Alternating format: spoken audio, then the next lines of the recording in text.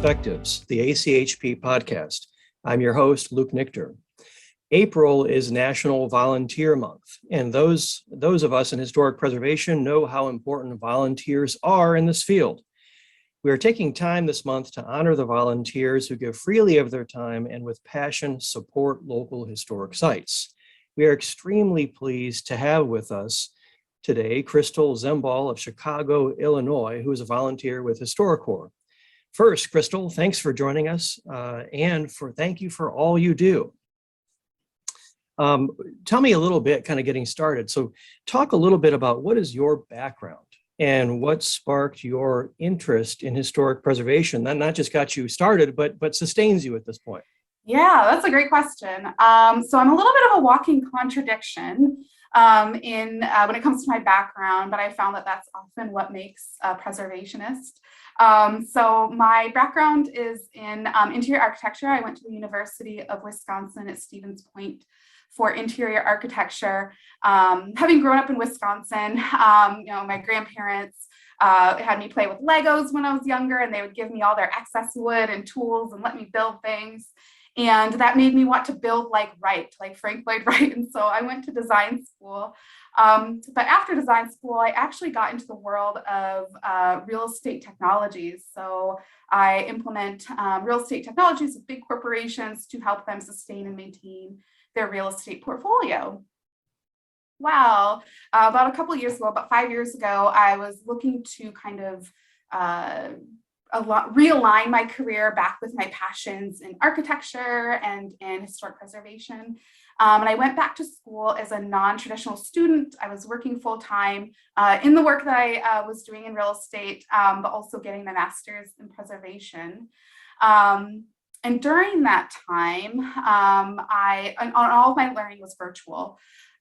So during that time, I was looking to get some hands-on experience, and I knew that I wasn't going to get that education virtually. So that's when I started volunteering with HistoriCorps, so that I could learn skills and trades that I knew that I wasn't going to get from a book or a virtual class. And so it was meant to kind of supplement my education, but long-term, it's been the thing that sustains me and kind of keeps bringing me back and really keeps me engaged in my community. It's so interesting. I thought of two things while you were talking. I think, first of all, you are exactly like me in terms of I have no idea what I want to be when I grow up. That's where I'm at. I feel like choosing one thing means not choosing all those other interesting things. And it's just so, that's never a choice I want to make. And I think the second observation, as a Lego kid myself, I never made the connection between Legos and historic preservation. And now that I have an 8-year-old daughter and I'm always giving her Lego things to do, the latest one was the Lego White House. So we're not into Frank Lloyd Wright yet. We're still kind of almost like age appropriate. But now I'm thinking maybe she's also destined for historic preservation because she's into Legos too. You never know. So your skill set is varied. And I think the more serious point that one can take away is you look at all the backgrounds of the people who are in historic preservation, because you yourself have several. How does that translate then to your volunteer work in terms of the kind of work you do, have done, and are doing today? So I think how that translates is so the clients, so I still work in technology, even though I've got this, design education and preservation education.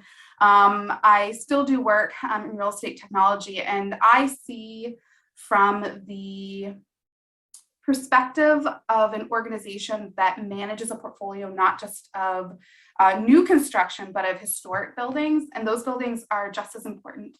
Those structures are just as important as those new ones, and they make up an entire portfolio. And so I really recognize, and I see a lot of adaptive reuse. So I'm not so much a traditional preservationist. I do believe that there's a lot of room for adaptive reuse and sustainability, and not just necessarily keeping things as they were meant to be, but how using them to accommodate what a community needs without tearing it down and rebuilding something completely different where you can use what you have. So I think with that background, I kind of have that perspective, but also the perspective of accepting that there will be all sorts of personalities and types of people that want to be part of that community.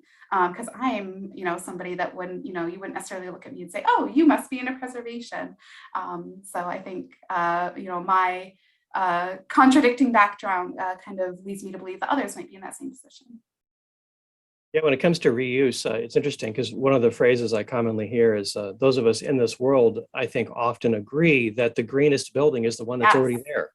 And I absolutely. think, so much attention is given to the new shiny thing that's built in a community that's LED rated and so forth. But in fact, it takes a tremendous amount of resources in order to build that building. Now, I think those of us, this is maybe an obvious question for those of us who do a lot of volunteer work, because it's very personally rewarding and fulfilling. But going beyond that, what do you get out of these experiences yourself? So for me, everything: life, purpose, community, friends, valuable skills. I shared my story regarding how I first started volunteering was because I was specifically seeking the opportunity to learn trades and skills and understand that side of things. But when I think back to the very first project I participated in, it was actually Glendora in Southern California, and it was in April of 2018. So 4 years ago during volunteer month. I didn't know it at that point, but I think about how I felt physically and mentally. My legs were bruised because we'd been crawling around, doing some landscaping work. My nails were black. My neck I had a really weird tan on my neck because I'd been, looking up at the spider crane that was lifting these heavy pavers, historic pavers, lifting them up and replacing them.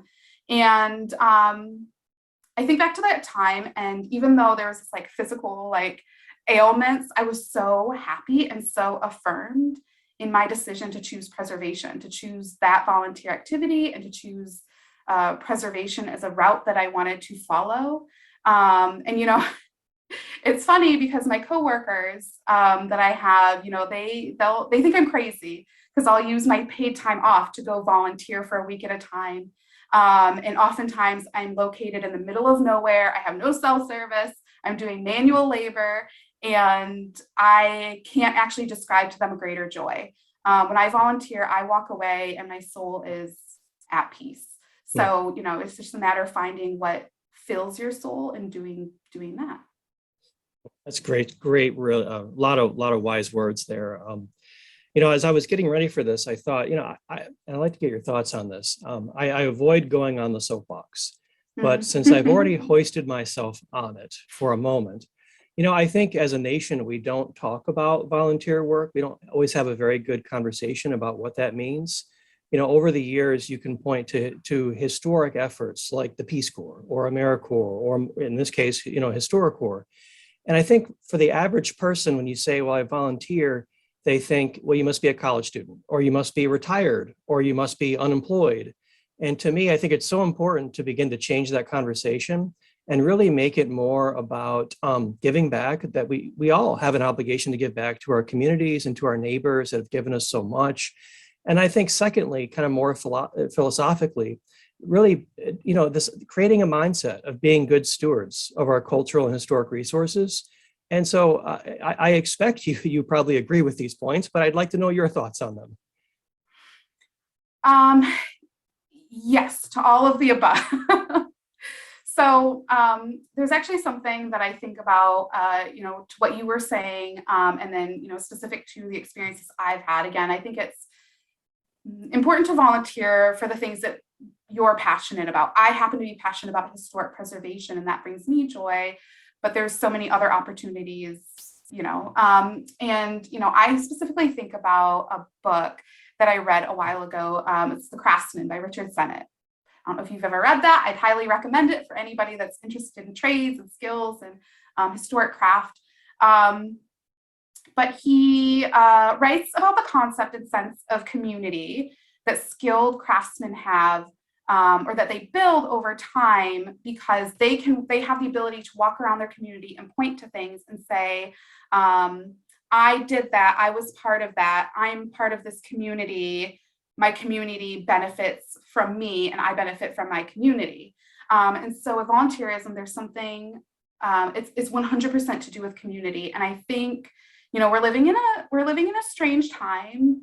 And while volunteerism has always been important, and it will always be important, the sense of community that you build when you volunteer not only serves your soul, it serves the soul of others in your community, but I also think that when your soul feels served, it's easier to build trust and respect and compassion and love. Not only do those things come easier, but they're contagious. And we need so much contagious good energy right now. So if whatever energy you have, if you can put it out, you can expect that maybe you build a community where it comes back to you tenfold. So. You're so young, but have a lot of wisdom. For those in the audience who missed the name of that book, could you give it one more time, the author, and maybe a one-sentence description? Yeah, it's called The Craftsman by Richard Sennett. I believe Mr. Sennett is an educator, but it is about we've got a low, we have a low population of skilled trades right now. The thought of skilled trades is something that's become a thing of our past. But it talks, he writes a lot about the importance of trades and skills, not just in the things that we see and do around us.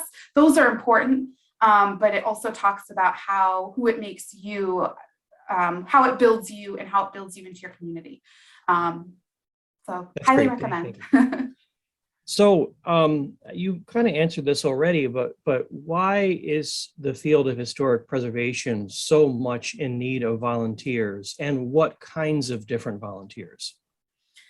Ooh, so, I would say absolutely historic preservation needs volunteers, but I think even on the flip side is how we need to create more opportunities for volunteerism.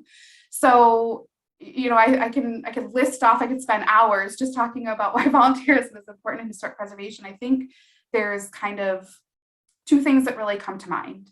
The first thing is that it's about the community build. So we've talked a lot about building community, but not only, are you building community, you're learning about the history of your community, there's lots of opportunity for volunteerism, whether it's, physical volunteerism or advocacy, or just, walking your neighborhoods and learning about your neighborhoods. So, you're learning about your history and you're receiving an education about your community that is priceless. And individuals that have that knowledge and understanding of their community are more likely to be change advocates in their community. So when we have a neighborhood building that is, on the docket to be demolished, but we know about that building and that building is important to our community, the more people you have that have volunteered in some way, they are going to stand on the line with you as a community to make sure that it's known that building is important and it doesn't come down. So you build change advocates, and historic preservation needs change advocates more than ever. And on the other side of things, I think a lot about, when you think about the organizations that do historic preservation work, these are primarily nonprofit organizations that are having to fight for the funds that they receive to do the work that they need to do that is so important. If we, and this is not meant to say that we need to, do historic preservation work on the backs of volunteers. I think it's quite the opposite. I think if we have change advocates that we're building within our own communities, again, through physical labor or advocacy or just historic understanding and knowledge, maybe the less we have to fight for funds, and the more that we are spending time on figuring out how to allocate the funds that are made available. So I think it's, twofold, you're building community, but also strengthening the historic preservation community. Let me just say, you radiate such a positive energy in your terms of your passion for all these subjects.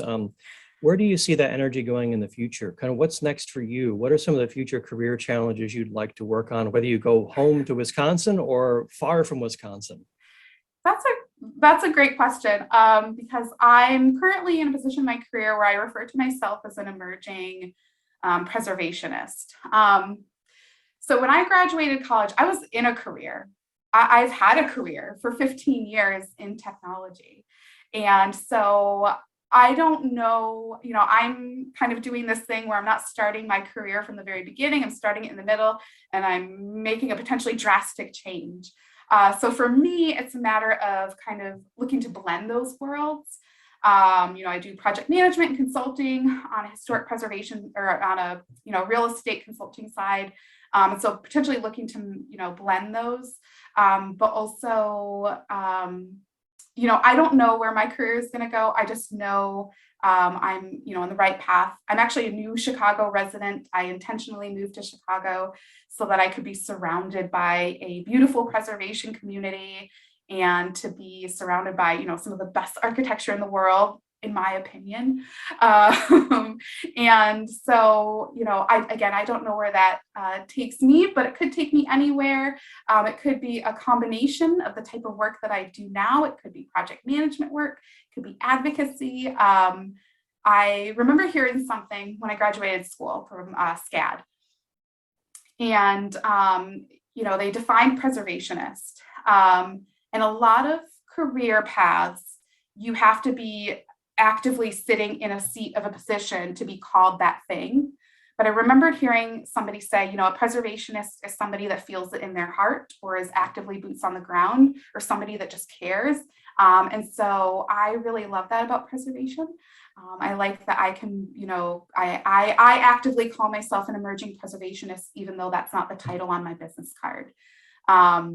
So I don't know yet. I don't know where my path is going to take me. I do know that I'll, continue my volunteering efforts. I'm actually really excited. I have a volunteer opportunity coming up here in this summer. I've had to take 2 years break for COVID, where I wasn't out traveling, but I'm actually traveling up to northern Wisconsin this summer to work at Forest Lodge with HistoriCorps for a week, and I can't wait. Well, I always like to wrap up these interviews by leaving a call to action for our audience. Tell me a minute, why should people volunteer? For those who might have been on the fence and said, I just don't know how to get involved, or I'm not really sure it's for me, or how do I get started? Or maybe they have a certain preconceived idea of what it means to be a volunteer. Leave them with some advice.